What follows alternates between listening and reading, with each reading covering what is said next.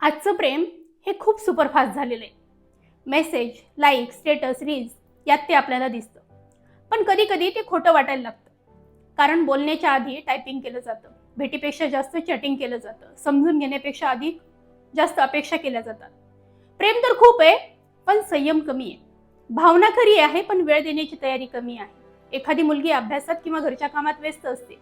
मुलगा तिला मेसेज करतो, पण मुलगी लगेच उत्तर देत नाही. म्हणजे मुलाची लगेच उत्तराची अपेक्षा असते आणि उत्तर नाही मिळालं तर त्याला राग येतो. तो लगेच म्हणतो की तुला माझी परवाच नाही.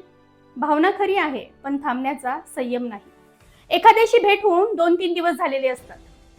थोडीशी आपुलकी वाटू लागते, पण लगेच तो म्हणतो की तू कायम माझ्यासोबत राहायला हवं. तुमच्यात प्रेमाची भावना आहे, पण नातं समजून घेण्यासाठी थोडा वेळ द्यायला हवा. छोट्या छोट्या गोष्टीवरून गैरसमज वाढतात, भांडणं होतात, मतभेद वाढतात. ते बोलून सोडवण्याऐवजी लगेच ब्लॉक केलं जातं, अनफॉलो केलं जातं आणि नातं तोडलं जातं. तुमच्या भावना खऱ्या आहेत, पण त्यात संवाद आणि संयमाची कमतरता आहे. फक्त व्हॉट्सअपवरती प्रेम, सोशल मीडियावरती प्रेम दिसतं, पण प्रत्यक्षात मात्र दुर्लक्ष केलं जातं. पोस्टवर तर आपण सगळंच लिहितो, पण समोरची व्यक्ती दुःखी असतानाही त्याला ऐकायला आपल्याजवळ वेळच नसतो.